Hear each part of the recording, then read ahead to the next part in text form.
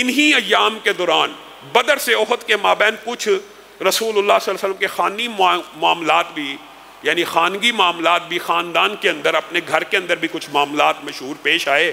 اس حوالے سے بھی آپ کو ہلکا ہلکا آگاہ کرتا چلا جاتا ہوں، چونکہ سیرت کا باب ہے اور تاریخ کے اعتبار سے ہم آپ کے سامنے یہ اسباق رکھ رہے ہیں. تو بدر کے بعد آپ کو پتہ ہے حضرت عثمان کی زوجہ کا بھی انتقال ہو گیا، رسول اللہ صلی اللہ علیہ وسلم کی بیٹی کا. اور بدر ہی کے زخموں سے حضرت حفصہ کے جو حامن تھے حذافہ بن سہمی، حنیس بن حذافہ سہمی، وہ بھی بدر کے زخموں سے شہید ہو گئے. حضرت حفصہ کن کی بیٹی تھی؟ حضرت عمر کی. یہاں پہ حضرت عثمان کی بیوی کا انتقال ہوا، یہاں پہ حضرت حفصہ کے حامن کا انتقال ہوا.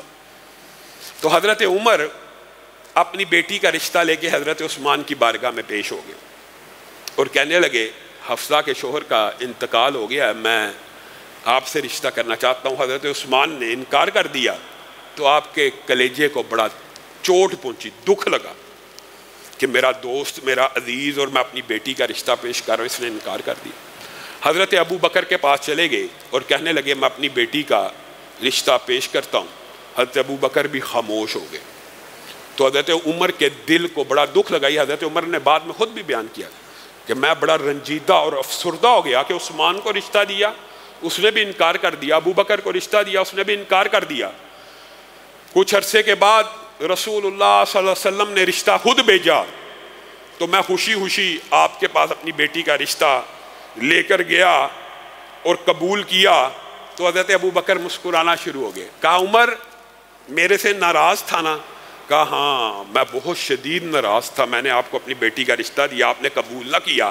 تو حضرت ابو بکر نے کہا اللہ کی قسم، ہم نے رسول اللہ صلی اللہ علیہ وسلم سے حفصہ کے بارے میں کلام سنا تھا اور ہمیں معلوم ہو گیا تھا کہ حفصہ کے خاوند کی وفات کے بعد رسول اللہ کا ارادہ ہے آپ کی بیٹی سے نکاح کرنے کا، اس لیے ہم خاموش رہے تھے، ورنہ ہم آپ کی بیٹی کو اپنے نکاح میں لے لیتے.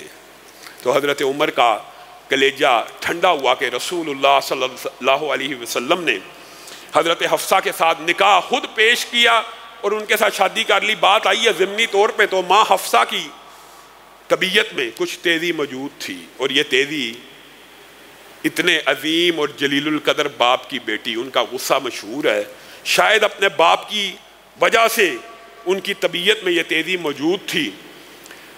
حضرت عمر ایک مرتبہ اپنی بیوی کو ڈانٹ رہے تھے اور حضرت عمر کی بیوی نے کہا کہ میں آپ کو یہ مشورہ دیتی ہوں. حضرت عمر سیدھا ہو گئے، تو مشورہ دیتی ہے؟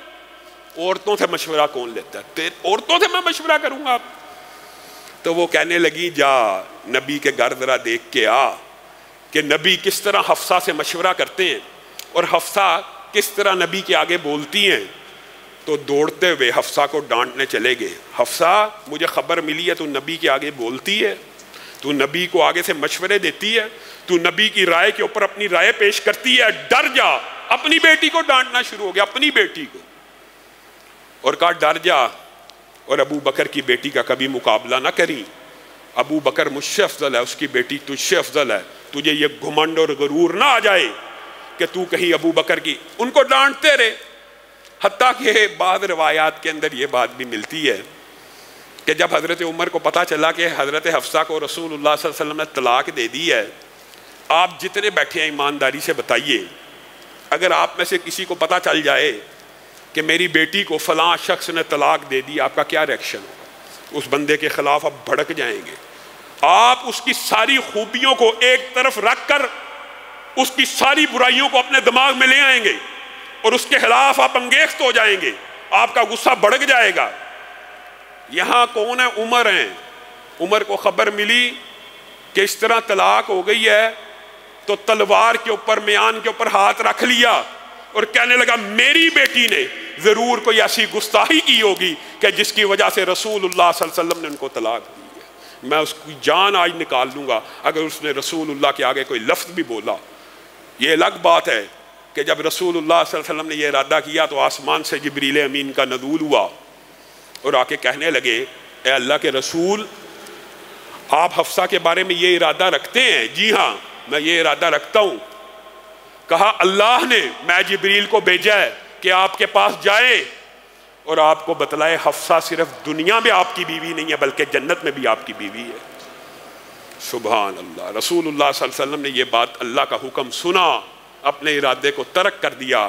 حضرت عمر بھی خوش ہو گئے، حضرت حفصہ بھی خوش ہو گئی۔ یہ رسول اللہ صلی اللہ علیہ وسلم کی شادی کا انہی بدر اور احد کے مابین واقعہ پیش آیا۔ اسی طرح سیدہ فاطمہ کا حضرت علی کے ساتھ جو شادی کا واقعہ ہے وہ بھی اسی دورانیے میں پیش آیا ہے۔ انشاءاللہ اس حوالے سے آئندہ آنے والے خطبے میں اپنی چند گزارشات کو رکھیں گے اور یہیں سے اپنی بات کو شروع کریں گے۔ اللہ رب العزت جو کہا گیا، جو سنا گیا، اس کو سمجھنے کی، اس کے اوپر عمل پیرا ہونے کی توفیق عنایت فرمائے۔